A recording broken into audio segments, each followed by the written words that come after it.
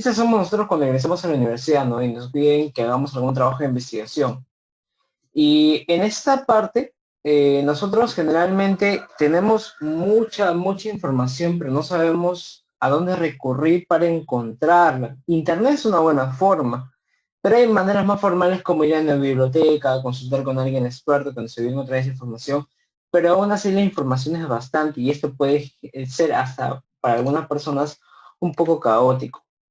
Y cuando ya llegas al año del sexto año, el quinto año, donde la mayoría ya comienza a hacer trabajos de investigación por la tesis, siempre encontramos esto.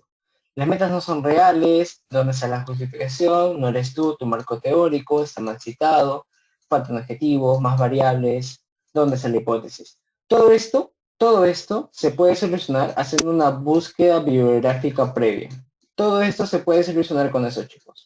¿Por qué? Porque la búsqueda bibliográfica previa lo que te va a mostrar es toda la información ya hecha en el tema que quieres hacer y que te va a guiar para plantear bien tu hipótesis, para hacer bien tu justificación, y para hacer un marco teórico fuerte y para plantear bien tus objetivos obviamente. Entonces todo esto se soluciona con búsqueda, es por eso que la búsqueda es el paso inicial para todo proceso de investigación. Así que tomarlo con calma, el día de hoy vamos a aprender esto, es nuestro objetivo del día de hoy, partner. Primero, vamos a entender cuáles son las bases de información científica. La definición más rápida es esta. Es un sistema de información que registra documentos y sus propiedades. ¿Documentos qué quiere decir? ¿Qué tipo de documentos? Puede registrar artículos científicos, actas de congresos o capítulos de libros. Hay un sinfín de tipos de documentos que puede añadir una base de datos. Un sinfín, no se imaginan. Pero lo principal son estos. Documentos y sus propiedades. Estas propiedades también se conocen como metadatos. ¿Ok? Metadata. Ahora, ¿por qué se conoce como metadatos o metadata? Sucede que esta metadata, como tal, son propiedades del documento. ¿Cuáles creen? Por ejemplo, ¿cuál es su DOI? ¿Cuál es el número de página en el cual se encuentra la revista? Su año de publicación, autores y demás. Estas propiedades del documento son las que también registran una base de datos. O sea, no solamente la información del artículo, sino también en las propiedades de ese artículo. Pero para que sea una base de datos como tal tiene que cumplir algunas características. Lo principal es que tenga un buscador bibliográfico, que tenga una página de resultados, que tenga un sistema de registro y un sistema de análisis y métricas de la producción científica. Y esto ya pues es lo que brindan algunos sistemas de información como Scopus o PubMed. Disculpen, como Scopus y WOS. No lo hace PubMed como tal, pero ojo, al final les voy a enseñar un truco para que PubMed te pueda enseñar métricas. Y esas métricas yo me refiero a los cuartiles, al H-index, al factor de impacto y demás. Hay un truco para que PubMed te pueda enseñar esas métricas y sea mucho más completo. ¿Qué más? Tengo muchas revistas, ¿no? Como vimos al inicio, tengo mucha información, pero la pregunta es ¿cómo las consigo? ¿Cómo consigo revistas? Vamos a ver dos casos, ¿ya? El caso ideal, por ejemplo, en la vía tradicional, ¿ok? La vía tradicional, los niveles altos de colesterol LDL es un factor de riesgo para infarto cardíaco en mujeres. Esa es una pregunta que nos pueden hacer en clase, ¿ok? Digamos que en clase el doctor nos dice, tienen que buscarme una información relacionada a esto para saber si el LDL está asociado a infarto de cardíaco en mujeres. Eres un hombre con una duda, un joven recién ingresado, vas al bibliotecario o bibliotecaria que te ayuda con mucha amabilidad que encuentres la información, encuentras una biblioteca súper surtida y por último encuentras libros y revistas. Y el resultado es que encuentras una regular cantidad de libros y revistas. Ahora, aquí quiero hacer una breve pausa. ¿Qué es la biblioteca como tal? ¿La biblioteca es solamente un espacio donde hay libros viejos? En esta imagen vamos a ver que hay libros en estado físico, pero también hay libros digitales. Es por eso que muchas de las bibliotecas tienen estas computadoras. Porque a partir de esa computadora tú puedes entrar a información que no está de forma física, como los artículos científicos, por ejemplo. Entonces, una biblioteca bien surtida tiene que tener recursos físicos como virtuales. Físicos en formato de libros y revistas y virtuales en forma de accesos a bases de datos, como lo son Scopus, PubMed, Box, etc. ¿Y qué son los bibliotecarios en todo caso? Son personas que nos ayudan a gestionar la información y a organizarla, todo lo que produce la universidad, pero también ayudarnos en nuestras búsquedas bibliográficas. No sucede esto siempre, al menos a mí nunca un bibliotecario me ha dicho, ok, te voy a ayudar en tu búsqueda bibliográfica para que puedas encontrar lo que tú necesitas, pero lamentablemente esto es algo que pasa. Por eso es importante que nosotros aprendamos a buscar la información. Como dije, este es el caso ideal. Vamos al caso real, chicos. En el caso real ya tú eres un hombre con una duda, totalmente en estado precario, que no sabe aún nada. Vas al bibliotecario que te mira con cara muy molesta. Le explicas pausadamente qué es lo que necesitas encontrar, te mandan a la biblioteca y encuentras libros y revistas. Pero ojo, el resultado es que tienes una poca cantidad de libros y revistas y que generalmente están desactualizadas. Y el resultado 2 es que te da depresión, porque no puedes encontrar información, no sabes cómo encontrarla. Ya vemos la vía tradicional. Ahora vamos a ver la vía virtual, la vía actual. La misma pregunta de investigación, pero ahora ya no eres una persona con una duda, eres un hombre con una pregunta de investigación. Ya no vas a recurrir a un bibliotecario, vas a recurrir a un buscador bibliográfico, que en este caso es PubMed. Ese buscador bibliográfico va a buscar dentro de una biblioteca, que ahora ya no es una biblioteca, sino es una base de datos. Y en esta base de datos vas a encontrar una gran cantidad de artículos científicos. Varios documentos, pero la mayoría son artículos científicos. El resultado de esto es que encontré 381 artículos científicos ordenados de una manera que yo pueda entender cómo la información se está categorizando. Vamos a hacer la analogía entonces. Como dije, esta es la vía tradicional, ahora vamos a ver la vía virtual. Primero, ya no tienes una duda, sino lo que vas a tener es una pregunta de investigación. Ya no vas a recurrir a bibliotecarios, sino lo que vas a recurrir es un buscador bibliográfico. Ya no vas a ir a una biblioteca, sino vas a recurrir a una base de datos.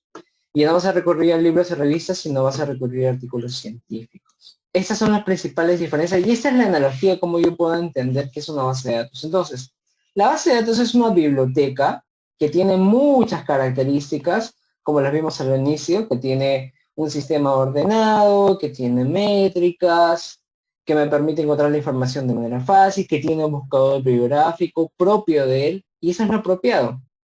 Entonces, la base de datos es como si yo dijera que es una biblioteca, ¿ok? Diferente buscador bibliográfico. Ahora, vamos a entender un poco mejor cuál es o cómo está organizado PubMed. PubMed, que actualmente antes teníamos el PubMed Legacy, el anterior, pero actualmente este ya no está en vigencia, solamente tenemos como dominio único en New PubMed, como base de datos bibliográfica.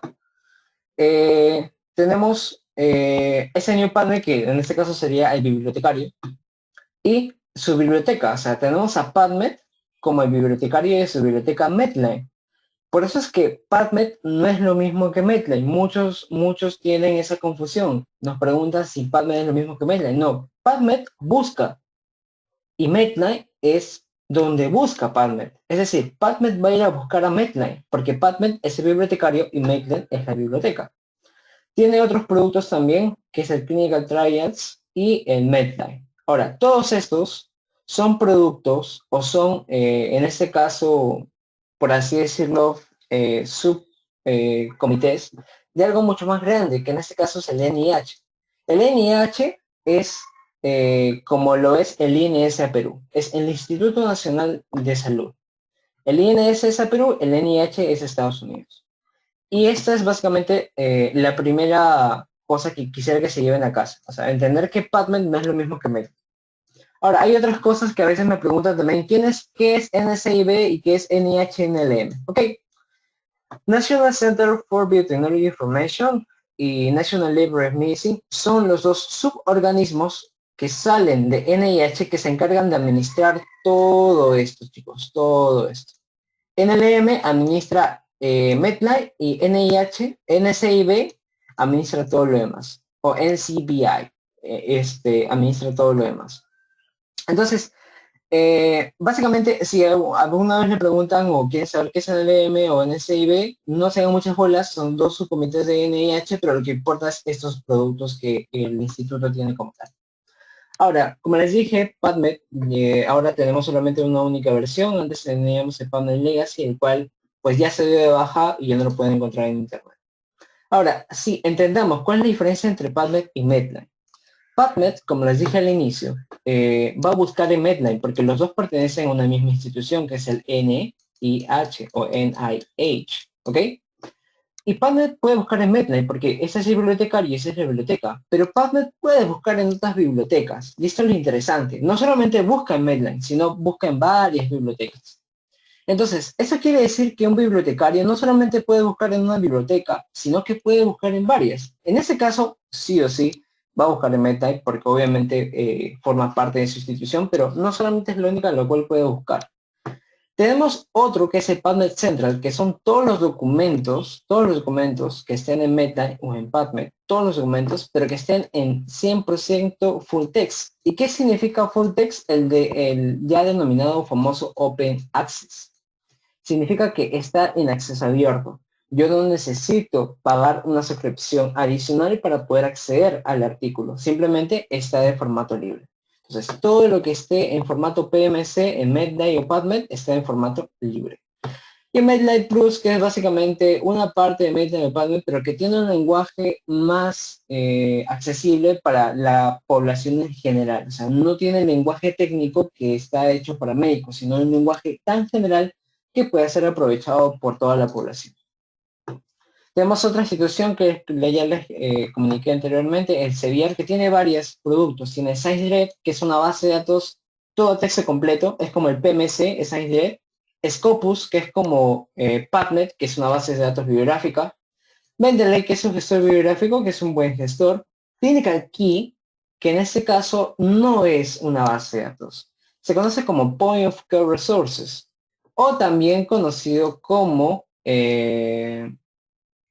bueno, no es una traducción, pero es una referencia, es puntos de referencia clínica, ¿ok? Es así como yo con varios compañeros hemos llegado a poder traducir al español qué significa el Clinical Key, o qué significa varios de los Point of Care Resources. ¿Por qué? Pasa de que el Clinical Key es un sistema que te da información científica actualizada.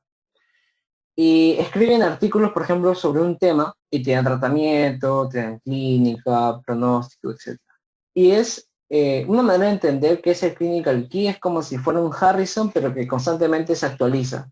Solamente que en vez de tener un Harrison que te va a llegar cada 3 años traducido y actualizado, con una diferencia de 3 años, en estos sistemas, como la información es virtual, se actualiza constantemente y tú puedes tener la información de manera más rápida. ¿Ok? Entonces, esa es básicamente la traducción de estos Point of Care Resources o puntos de referencia clínica.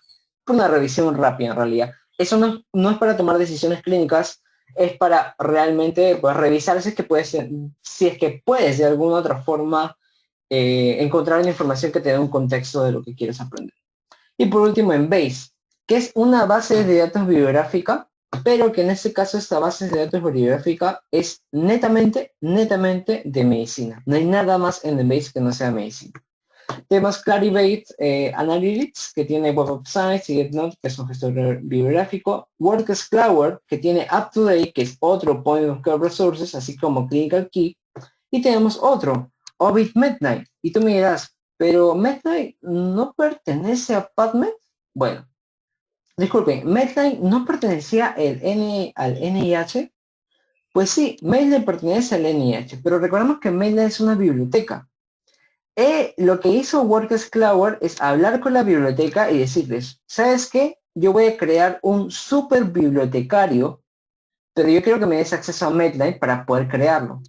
Por lo tanto, WordCloud le pidió acceso a Medline y creó un super bibliotecario, mucho mejor que PubMed, porque tiene mucho más poder para poder encontrar la información. Es por eso que Ovid Medline y Ovid SP es un sistema que necesita una suscripción por pago. Te piden esa suscripción, porque eso es súper bibliotecario. O sea, tú puedes buscar en Medline, puedes llegar a Medline o a través de PubMed o a través de Ovid Medline, sin ningún problema. EBSCO, que también en este caso tiene otra forma de ingresar a Medline, que es Medline with Full Test. Tienes otro Point of Care Resources, que es Dynamite Plus, que es como si fuera el Clinical Key UpToDate, y EBSCO, que es una base de datos bibliográfica de texto completo. Ahora, ¿por qué cuando yo quiero encontrar información es bueno que no solamente me case con una sola base de datos? Básicamente por la amplitud, ¿ok? PubMed, por ejemplo, esta es la amplitud de PubMed, que es un círculo medianamente grande. Pero si esto, que es PubMed, lo comparamos con Embase, que también es de medicina, vamos a ver una diferencia abismal. ¿Por qué? Medline generalmente va a tener artículos de la región americana, pero Embase tiene artículos tanto de la región americana como de la región europea. Es por eso que esta parte que no está en Medline, que vamos a ver aquí, esta parte que no está en Medline, corresponde a esta parte europea, que no puede agarrar Medline. Por eso es que es mucho mejor buscar en Embase. Y cuando comparamos PubMed, en comparación con Scopus o con Web of Science, vamos a encontrar que la diferencia también es abismal. ¿Pero por qué? Obviamente porque tiene más cobertura en cuanto a revistas biomédicas, pero también porque Web of Science y Scopus son bases de datos multidisciplinarias. ¿Qué quiere decir? Que mientras que PubMed solamente busca en áreas de la salud, Web of Science y Scopus va a buscar en 3 áreas: en salud, en sociales y en ingenierías. ¿Ok? Entonces, esa es la principal diferencia, por eso que tienen un volumen mucho más grande. En algunos casos, he visto algunas universidades que comentan, solamente bastaría con darles acceso a Lilacs y a Sinan o a Cielo, porque ahí está toda la información. Miren y dense cuenta la diferencia abismal que tienes al buscar en el Cielo y poder encontrar solamente esa información en relación a todo lo que puedes encontrar por lo menos a las revistas de paga, ¿no? O las bases de datos de paga. Por ejemplo, imagínense que su universidad solamente les diga busquen en Lilacs, que por cierto es gratuito, en Lilacs, pero que no les dé acceso en Base, toda la información que se pierde, o que por lo menos no reciban un entrenamiento en PubMed, que es toda la información que aquí se están perdiendo. Entonces, es importante que nosotros aprendamos PubMed porque es una manera de poder contrarrestar esta poca información que vamos a encontrar en Lilacs o Cielo, porque generalmente son artículos en español. Hay diferentes formas de buscar en estas bases de datos, pues si PubMed lo haces a través de los mesh, en Base lo haces a través de los entry y Scopus utilizas tanto en los mesh como los entry. Ahora, para concretizar todo lo que les he dicho para que lo puedan entender mucho mejor. Tenemos el bibliotecario, ¿ok? La persona, bueno, en este caso ustedes, que quieren aprender un poco más, ustedes como individuos. Y vamos a ir a cada bibliotecario que son esos, los bibliotecarios digitales, ¿ok? Tenemos a PubMed, tenemos a Scopus y tenemos a Web of Science. Vamos a hacer que cada una de estas sean revistas diferentes. Esta es la revista A, esta es la revista B, esta es la revista C, D, E, F, ¿ok? Tenemos la persona 1 y la persona 2. Ambos le dan una misma pregunta de investigación. Le dice, investiguen todo lo que hay al respecto. La persona 1 se va a PubMed y PubMed solamente agarra la revista A, la revista B y la revista C. ¿Ok? Este es la persona 1 y solamente se va a PubMed. En cambio, la persona 2 sabe que PubMed no agarra toda la información, pero que sí lo hace Scopus y Web of Science.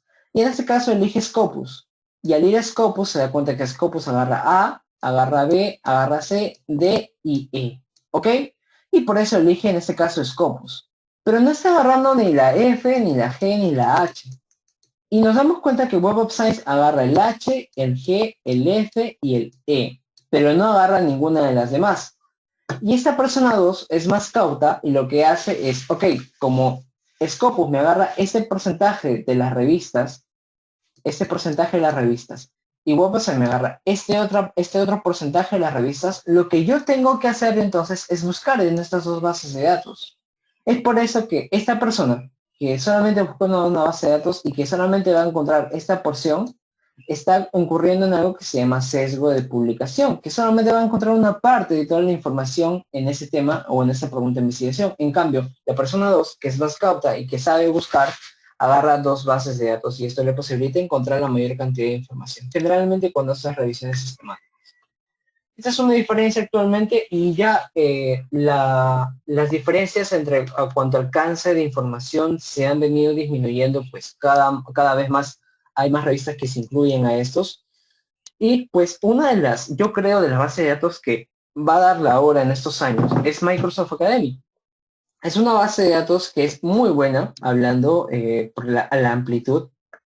Pero ¿qué pasa? No siempre la amplitud lo es todo. ¿Por qué? Porque tanto Scopus como Web of Science aplican algo que se llama filtros de calidad. De calidad. Vamos a ponerlo como calidad, ¿ok? Como Q.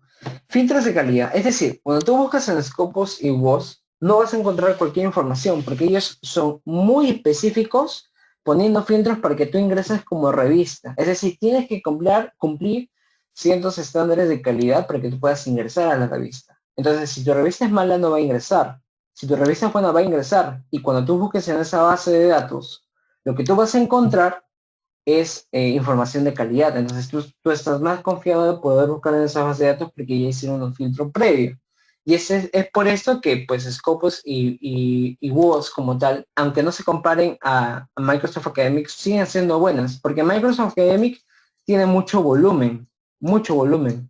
Pero la calidad, aún yo no sé qué tan buena será. Porque incluso no hay ninguna especificación sobre, para ellos, cuál es el criterio que están utilizando para poder hacer ingresar la información. Entonces, eso también es importante. Listo. Aquí ya vamos a empezar por PubMed, pero si hay preguntas sobre las bases de datos, lo pueden hacer ahora, chicos. Vamos, un minuto. Ponente, nos han hecho llegar preguntas y la primera pregunta es, ¿cuáles son las páginas más confiables para recopilar nuestra base de datos? Para recopilar una base de datos, Ujú. o sea, no entendí su pregunta. Porque si una página que recopile todas las bases de datos, o sea, puedes encontrar cualquiera, pues simplemente pones bases de datos, cuáles son, y te va a una página con las principales bases de datos, ¿no? Pero ahí está el problema, por ejemplo, muchas de estas páginas sugieren, también puedes buscar en el cielo, puedes buscar en Lilacs, puedes buscar en BBS, en otras bases de datos que quizás no tienen de alguna otra forma un filtro de calidad. Yo puedo creer que estoy buscando información y la estoy encontrando, pero quizás estoy sesgado porque estas bases de datos no tienen una amplitud muy grande como ya lo hemos visto. Entonces, si su pregunta fue esa, espero responderlo con esta explicación. Eso no hay una página específica, simplemente ingresa y en internet, cualquier página te va a decir eso, pero ten cuidado.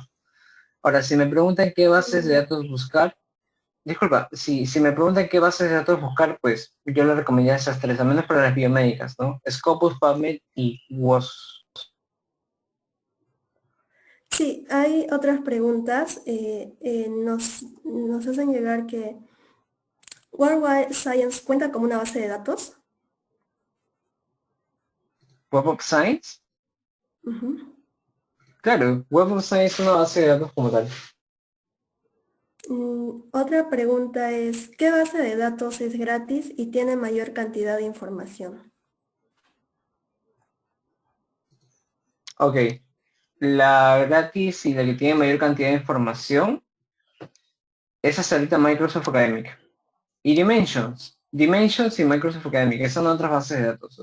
Hay una enorme cantidad de bases de datos, pero las más grandes y gratis son Dimensions y la otra Microsoft Academy. Pero como les dije, no hay que guiarse tanto del volumen porque estas bases de datos, al menos Microsoft Academy, no tienen un filtro de calidad, entonces puedes encontrar mucha información, pero que no sea tan buena y que eso te lleve más tiempo porque vas a tener que estar revisando información que quizás no tiene ninguna razón de ser para la pregunta de investigación que tú te estás proponiendo.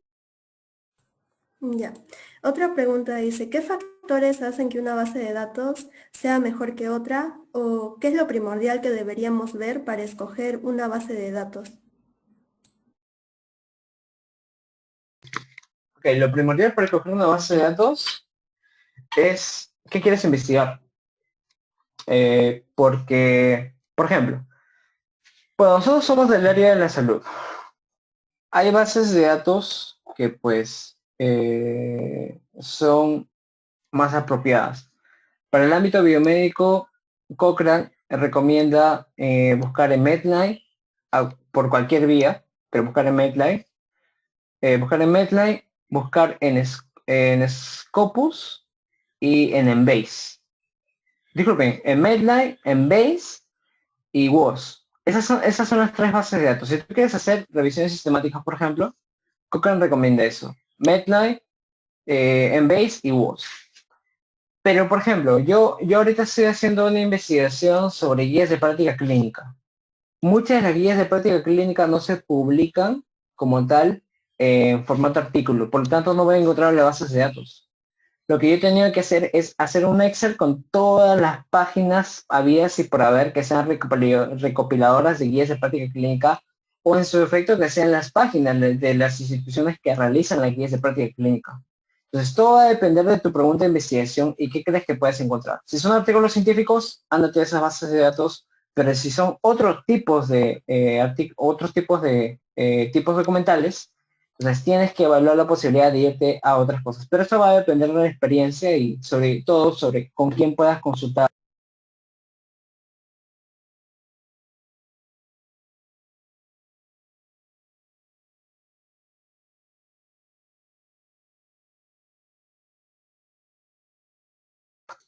Ok, ¿hay alguna otra pregunta? Sí, hay una pregunta más que dice, ¿qué vendría a ser Cochrane? Cochrane es la institución, la colaboración Cochrane es la institución más grande a nivel mundial que da los parámetros para hacer revisiones sistemáticas. También publica revisiones sistemáticas de muy alta calidad. Eso es Cochrane. Ya para finalizar, nos dice, al ser PubMed un buscador en inglés, ¿resulta viable y o productivo realizar búsqueda en español? No, sería incongruente buscar en una base de datos que está en inglés en español. No sería productivo. Puede continuar. Ok, gracias. Listo, entonces vamos por PubMed. ¿Cuánto tiempo nos falta? Yo les dije ya. Sí, solo lo terminamos. Ok, PubMed. ¿Qué es PubMed? El New PubMed. Tenemos una región en la cual está la zona de la búsqueda, una búsqueda muy básica. Podrá esta región, que es la región donde puede ser una búsqueda mucho más avanzada. Aquí la guía de usuario, hay algo que siempre les digo, cuando ustedes quieren jugar algo o quieren aprender un juego, lo que se van es a internet y buscan cuál es la forma de jugarlo, ¿no? O cuáles son los cracks. Lo mismo, toda base de datos tiene una guía de usuario y ustedes tienen que revisarla. Los credit cuáles que son fórmulas ya establecidas por PubMed para encontrar cierto tipo de documental o cierto tipo de investigación científica, que luego se los voy a mostrar y el Mesh Database, que son las palabras claves de esta base de datos. Por ejemplo, si buscamos malaria, encontramos una región donde yo puedo ir a una búsqueda más avanzada, crear una alerta, que significa que a mi correo cada cierto tiempo me va a llegar la información que se está produciendo en esta área. Puedo guardarla también en formato Excel. Y lo que me da actualmente es una línea de tiempo, que es el PubMed Timeline Results, en la cual puedo ver cuál ha sido la escala de producción científica. Esto podría decirse que es un indicador, pero es un indicador muy ambiguo y muy básico. Como les dije al inicio, les voy a dar un truco para que ustedes puedan ver indicadores. Ok, vamos acá. ¿Qué encontramos aquí? Encontramos primero, ¿recuerdan cuando les hablé sobre el PMC? Bueno, ¿qué quiere decir? Si yo he buscado malaria y encuentro esos resultados, ese artículo que dice Free PMC Article significa que este artículo está en libre acceso, no open access. ¿Qué encuentro? En la región izquierda voy a encontrar unas cosas interesantes, como por ejemplo, algunas cosas interesantes, como por ejemplo, si yo quiero artículos solamente full text, o sea, open access, si quiero encontrar algún tipo de artículo, por ejemplo, revisión o revisión sistemática, y si le quiero aplicar algún filtro de tiempo, ¿no? Generalmente los doctores nos dicen, ya, solamente quiero de los últimos 5 años, entonces puedes aplicar ese filtro. Aquí, pues cuando ingresas ya un artículo, en este caso ingresamos aquí a malaria, el cual obviamente también me está poniendo que es una revisión. Lo que yo voy a encontrar, lo que yo voy a fijarme es en esta parte, en mesh terms o mesh. Los mesh son las palabras claves como la base de datos los categoriza para que luego los pueda identificar. Entonces, en este caso, los mesh para este artículo son family, humans, malaria, en su subclasificación de clasificación, malaria en su subclasificación de mortalidad, malaria como parasitología, etc. Entonces es la forma en cómo de alguna manera se está categorizando la información a través de estas palabras claves. Ahora, vamos a la otra parte en la cual hablamos sobre la guía de usuario, como les dije, ¿no? La guía de usuario que pueden encontrar a través de esta página, pueden encontrar todas las actualizaciones sobre, primero, cómo hacer la búsqueda, y segundo, pueden encontrar las preguntas más frecuentes, por ejemplo, cómo buscar por nombre de revista, cómo hacer mi búsqueda más sensible, cómo expandir más mi búsqueda, cómo buscar revisiones sistemáticas, etc. Y aquí es algo importante que encontré, por ejemplo, cuando yo busco por edad, a veces, o bueno, para el inglés, cuando yo digo age, si entiende que es age de una persona de 65 a más, o sea, de 65 hasta más anciano. Pero lo que aquí encontré es que no, es que primero, age significa que es una persona de 65 hasta 79 y que hay otra palabra que significa 18 and over. 18 and over significa que son personas de más de 80 años. Entonces, si yo buscaba un artículo solamente utilizando la palabra age, pensando que encontraba de los 65 hasta la mayor cantidad de tiempo, no lo hacía porque existe una palabra que en este caso delimita otro intervalo de tiempo para el número de años. ¿Ok? Entonces es importante porque no es como tú creas que debes encontrar la información, sino es como la información está siendo categorizada y que lo vas a poder encontrar en la guía de usuario. El PubMed Queries, que como les dije anteriormente, es una forma de poder determinar, es una ayuda del PubMed en realidad, para que puedas buscar información de una manera mucho más apropiada. En este caso aquí ellos ya te dan un filtro que es para buscar todo lo relacionado a una revisión sistemática. Que te dan todas las palabras claves y en vez de que uses todo esto, simplemente utilizas esto, Systematic SB y ya está. Vamos a los mesh. En mesh, por ejemplo, quiero buscar malaria, ¿ok? Y en malaria, cuando ingreso a malaria, pues voy a encontrar el primer ítem. Tengo que primero buscar en cada uno de los ítems si es que la información se corresponde con lo que yo estoy buscando. En este caso, por ejemplo, quiero buscar el término de malaria, que es un protozoario que causa enfermedades en algunos humanos. Cuando ingrese a malaria voy a encontrar toda esta descripción con algunas subclasificaciones. Y en este caso, ¿qué es lo que debería hacer para hacer mi búsqueda de información? Bueno, miren, encontré malaria como término principal y los entry terms, que se consideran como sinónimos de la información. ¿Ok? En el PubMed Legacy tú le tenías que poner a muchos de estos términos como MH. El principal mesh es ese de acá. ¿Ok? No hay otro. Pero anteriormente lo que se oscilaba a hacer era que se ponía a varias de estas, en este caso, varias de estas palabras MH. En la actualidad solamente tienes que poner al término principal MH y basta. Ahora vamos a hablar del lenguaje libre y controlado. El lenguaje libre no es más que un lenguaje que tú utilizas para describir cualquier cosa. Es un lenguaje que no ha sido estandarizado y que podría entenderse bien o mal para cualquier persona. Por ejemplo, si digamos, hablemos sobre fiebre. Para mí, acá en Perú, para mí el alza térmica se conoce como fiebre o calentura. Quizás para Chile, la fiebre calentura es otro término. Digamos, hipercalentura, por ejemplo. Ese término es un término libre, es decir, no ha sido establecido o estandarizado por ninguna institución, simplemente porque las personas creyeron conveniente nombrarlo así y lo nombraron.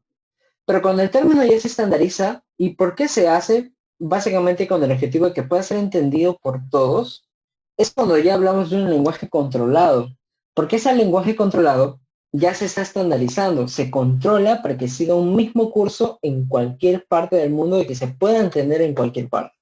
En ese caso yo no voy a decir fiebre, fiebrícula, o yo no voy a decir calentura o hipercalentura. El término controlado sería, por ejemplo, hipertermia. ¿Ok? Todos esos términos que ya son controlados son los famosos y conocidos como tesauros. Y al menos en medicina hay varios tipos de tesauros. Uno de los más, en este caso, más famosos que nosotros vamos a utilizar son dos. Son los DEX y los MESH. ¿Ok? Ahora, vamos con nuestra pregunta de investigación. En esta pregunta de investigación, yo soy Mr. Holmes y me llegó una paciente embarazada que le ha picado un mosquito y que muy presuntamente, por ser una zona endémica, la paciente tenga malaria. Y mi pregunta es, ¿habrá alguna complicación en pacientes embarazadas que estén contagiadas con malaria? No lo sé, entonces lo que tengo que hacer es ir e investigar. ¿Y cómo investigo? Primero buscando información y luego mi base de datos. Si utilizo un lenguaje libre, por ejemplo, pongo mosquito, encuentro 58.000 resultados, que es un resultado aún bastante grande. Pero si busco como lenguaje controlado, ¿ok? Como se conoce por toda la comunidad científica, y busco malaria porque mi zona es endémica de malaria, encuentro mucha mayor cantidad de información y esto es interesante, ¿ok? Esa es la diferencia entre el lenguaje libre y el lenguaje controlado. Ahora, estos términos yo los puedo asociar y se asocian a través de los operadores booleanos. Hay tres operadores booleanos, el AND, el OR y el NOT. El AND es cuando yo busco la información, por ejemplo, acá círculo A, círculo B. El AND significa artículos que tengan tanto el término A como el término B. En cambio, aquí solamente voy a tener artículos del término A y aquí voy a tener artículos del tema B. Solamente el B, solamente el A y aquí A y B. En el OR, por ejemplo, lo que yo voy a encontrar es todo, absolutamente todo, tanto de la intersección como cuando están solos. Y el NOT, por ejemplo, aquí, digamos, A, NOT, B, significa que le voy a quitar todo lo de A y le voy a quitar toda la intersección de A y B. Solamente me quedaré con B. ¿Ok? Ejemplos para entender un poco mejor. ¿Qué pasaría si yo utilizo un lenguaje libre sin operadores booleanos? Por ejemplo, mosquito and pregnancies, 1054 resultados. Es bastante aún, pero no es específico. No, porque incluso estoy utilizando español. No es una buena práctica. Ahora, voy a utilizar el lenguaje controlado, pero ahora sí voy a utilizar el lenguaje booleano. En este caso utilizo AND. Miren, mucha mayor cantidad de información. 5.000 resultados. Y en este caso he buscado la palabra pregnancy de embarazada y malaria. Todo esto es pregnancy, todo esto es malaria y esa es la intersección lo que yo estoy buscando. Por lo tanto, cuando yo aplico AND, encuentro solamente lo que está en esta parte, que son cerca de 5.000 resultados. Vamos a lo otro. Ya no utilizo AND, sino OR. En el OR, recuerdan, yo agarro tanto lo que está solo, en pregnancy, malaria y en la unión. Agarro todo. Por eso es que tengo 1.000.000 de resultados, porque estoy agarrando absolutamente todo. Y en el NOT, a malaria le voy a quitar todo lo que sea pregnancy. Es decir, a malaria, ¡pum!, le quito todo lo que sea pregnancy y solamente me quedo con malaria. Pero el NOT se utiliza para casos muy, muy específicos también. Ahora, ¿cómo creo una estrategia de búsqueda avanzada que es seguro por la cual la mayoría ingresaba a la clase? Muy fácil. Primero, identifico el lenguaje libre. Del lenguaje libre paso al DEX, que es el lenguaje controlado, pero en español. Del DEX paso al MESH, que es el lenguaje controlado, pero en inglés. Después de tener el MESH, lo que voy a hacer es agregarle los operadores booleanos. Y después de esto ya tengo mi estrategia de búsqueda y voilà. Ya cumplí mi meta, ya tengo la estrategia de búsqueda. ¿Qué son los DEX, chicos? Los DEX se conocen como los descriptores de ciencias de la salud. No son muchos. Por ejemplo, en este caso, para anciano, buscar la palabra anciano, me encuentro varios resultados. Y uno de esos resultados es descriptor en español como anciano de 80 años o más o anciano. Y cuando voy a las definiciones, por ejemplo, aquí es un anciano de 65 a 79 y que es un anciano de 80 más. Es por eso que este término tiene dos subtérminos a utilizar. Ya que identifiqué cada uno de estos términos, lo que tengo que hacer ahora es esto. Age y age and over son los términos en inglés como los voy a buscar en el Mesh Database, en la base de datos de Mesh. Buscaré age y encuentro age, verifico si es la misma definición y sí, exactamente es la misma definición. Entonces este término queda y lo voy a utilizar. ¿Cuál es el esquema que yo utilizo? Vamos a ir con lenguaje libre, ¿ok? Identifico mi pico. Pregunta de investigación primero. ¿Cuál es el efecto de la pintura en ancianos con depresión? La pico, como tal, la pico es ancianos La intervención es pintura. El comparador, no tengo comparador, y el outcome es el efecto sobre la depresión. Ahora, como vi, esto es en un lenguaje libre, ¿ok? Esto es un lenguaje libre y esto ya es un lenguaje controlado. Ahora, como les dije al inicio, del lenguaje libre vamos a pasar al lenguaje controlado. Y para el lenguaje controlado en ancianos, tengo que identificar cuáles son los DEX. Identifiqué dos, ancianos y ancianos con 80 años o más. Pintura no está como pintura, pero sí está como terapia del arte. Y efectos sobre la depresión está como depresión. Ya que he identificado los DEX, ahora recién me voy a mes, como H y HC and Over. Ya no está como terapia con arte, sino está como art therapy. Ya no está como depresión, sino está como depression. Y es así como lo encontré. Ahora, ¿cómo hacer mi búsqueda mucho más efectiva? Cuando yo encuentre la información, voy a encontrar en esos campos. Como título, como abstract y como mesh. Es decir, las palabras que están en el título, las palabras en el abstract y las palabras claves como mesh, con las cuales han sido etiquetadas y se pueden identificar. Y los other terms, que se conocen como los keywords. Keywords. ¿Por qué keywords? A veces los keywords son los mesh, pero no siempre, chicos. Y esto es algo interesante porque los keywords son propuestos por el autor. Pero ¿qué pasa si es un tema muy nuevo como COVID-19? COVID-19 no existía como mesh, porque básicamente antes no se había tomado tanta relevancia como lo hace ahora. Y es por eso que no se podía identificar como mesh hasta entonces y se utilizaban solamente como keyword. Entonces, cuando yo trate de buscar, voy a buscar en estos apartados, como título y abstract, como mesh y también como other terms, ¿ok? Al final voy a encontrar eso, que es mi estrategia de búsqueda. Busco en mesh, busco en título y abstract y busco en OT, lo que yo buscaba aquí. Busco en mesh, busco en título y abstract y busco en OT. Ahora, ¿qué es lo que voy a hacer como estrategia final? Pues fácil. 1 o 2, porque básicamente corresponden a un mismo término que son pacientes. Art therapy, que es la intervención. Y por último, depression, que es el outcome. 1, 2, 3. Las palabras que están en diferentes clasificaciones se utilizan como AND, por ejemplo, población, AND, intervención, AND, outcome, y es por eso que la población, o las cuales la voy a unir, porque son lo mismo, AND, intervención, AND, outcome. Y así tendré mi estrategia final. Pasé, miren, en este caso, con esta pregunta de investigación, pasé de una gran cantidad de información a tener solamente una mínima, que son 58 artículos que se pueden revisar.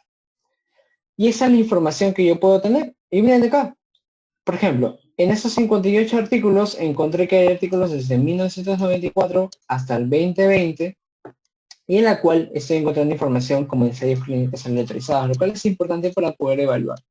Ahora, la información obviamente tiene que revisarse para comprobar si esta realmente es apropiada o no para mi pregunta de investigación. El MESH actualmente está sirviendo como una forma de evaluarse de manera automatizada con el denominado Automatic Term Mapping. Este Automatic Term Mapping es una forma de categorizar la información más inteligente. ¿Qué quiere decir? Que primero revisa si la ortografía es británica o estadounidense. Revisa si hay palabras en singular o plural. Revisa si hay traducciones con medicamentos a nombres genéricos. Y recién va los MESH. Es decir, si no encuentra en esta forma, pasa aquí. Si no encuentra en esta forma, pasa aquí. Si no encuentra en esta forma, pasa aquí. De alguna otra manera, si se acaba aquí y ya no encuentra nada, te va a decir no found. No found. Pero esto es lo interesante. Esto es inteligencia artificial. ¿Ok? El Automatic Term Mapping. Y le permite al mismo sistema entender cómo es que se está buscando la información. Para terminar, cosas interesantes que entender, por ejemplo. Vamos a ver acá. Sleep Apnea Syndrome. Antes lo que se hacía era ponerle a varios de estos mesh, ¿ok? Pero como les dije, solamente existe un mesh y es el de acá. Al único que le tienes que poner MH, no hay ninguno otro, ¿ok? Lo que anteriormente se hacía era incluso poner otras palabras mesh, por ejemplo, Sleep Apnea Síndrome, Mixed, disculpen, Sleep Apnea, Mixed MH. Si le pongo mesh, miren, si le pongo mesh, me va a dar la misma cantidad de información, 35.000. Me da la misma cantidad de información. Pero lamentablemente, si yo lo utilizo en otro término, por ejemplo, Breathing Sleep Syndrome, MH, me va a salir cero resultados. ¿Qué haría eso al final de cuentas? en este primer ejemplo, lo que va a hacer es simplemente hacerme la fórmula más grande y voy a encontrar lo mismo que es, porque son lo mismo, ¿ok? Y segundo, que voy a poner términos que no me van a dar ningún resultado. Por lo tanto, este no se utiliza como MH y este tampoco se utiliza como MH, porque básicamente me va a dar más información de la cual yo no deseo encontrar, ¿ok? Los extras, chicos, los extras. Les dije, muchas veces me preguntan, ¿cómo puedo encontrar todas las actualizaciones que se están haciendo en PubMed constantemente? Ustedes tienen que entrar a esta página, PubMed New and Noteworthy. En esta página se publica constantemente cuáles son las actualizaciones de PubMed. Por ejemplo, en la citación, en la actualización de los mesh. Por ejemplo, acá que el PubMed Legacy ya se retiró y ya no está como habilitado en noviembre del 2020, que se actualizaron los clinical queries y todo lo demás. Entonces, esta es una forma de entender o de revisar constantemente cuáles son las nuevas actualizaciones en PubMed. El PubMed y hay un aplicativo que se llama PubMed Impact Factor, aplicativo, el cual al descargarlo dentro de tu computadora en Chrome o Internet Explorer, o Explorer Edge, si no me equivoco, sino Microsoft Edge, que es el como nuevo Internet de Microsoft, el nuevo sistema de Internet de Microsoft, que es mucho mejor. Cualquiera de los dos, si ustedes se descargan este aplicativo PubMed Impact Factor, ustedes pueden encontrar, miren, ¿qué les da? El factor de impacto o el Impact Factor y el cuartil en el cual se encuentra la revista. Y esto pueden revisarlo ahorita, por ejemplo, pongan dentro de su PubMed Arterial Hypertension y no van a encontrar esto. Esto les sale cuando ustedes descarguen recién esta aplicación, que es el PubMed Impact Factor. También, digamos, por regla general, los cuartiles que son el 1, 2 son los que tienen los artículos más citados, los artículos con mayor impacto y por lo tanto los que se podría pensar que son de mayor calidad. Por eso que cuando quieran poner información y quieren información de más alta calidad, pueden poner el filtro de solamente buscar en Q1 o Q2. También es una buena práctica. Por último, el PubMed Clinical Queries, que es una forma de encontrar información mucho más rápida. Como les dije, ¿no? El PubMed Clinical Queries les da a ustedes la posibilidad de encontrar información con estrategias de búsqueda que ha hecho el mismo PubMed para que puedan encontrar la información de manera más específica. Pueden hacerlo para artículos sobre COVID, que hay para tratamiento, hay 11, en fin, hay para tratamiento, para diagnóstico, seguimiento, cómo buscar ensayos clínicos en COVID y demás. Y para estudios o tipos de estudios, por ejemplo, para tipos de estudios relacionados a terapia, a diagnóstico, y tengo una que es más sensible y otra que es más específica. Estas estrategias de búsqueda ya están especificadas aquí y es una buena forma de poder buscar de manera más apropiada. Aquí también se quiere buscar etiología, pronóstico o prácticas clínicas y demás. Como les dije al inicio, ¿no? Cuando ustedes quieren buscar revisiones sistemáticas, pues no tienen que poner todas las palabras o todo lo relacionado a revisiones sistemáticas, simplemente tienen que poner Systematic SB y con eso bastaría y sobraría. Por último, muchas gracias por la atención. Siempre me despido con esto, enfatizar la evidencia en lugar de la eminencia. Esto es algo que hemos visto en las últimas épocas por el tema del COVID. Es más apropiado que nosotros demos preferencia no a la emisión de las opiniones de expertos, sino a la emisión de la opinión de las personas que basan sus argumentos en artículos sólidos, en información sólida, estable y comprobable por cualquier otra persona. Entonces, siempre califico esto como una buena manera de entender que hay que enfatizar la evidencia en lugar de la eminencia y sobre cualquier otra cosa. ¿Ok?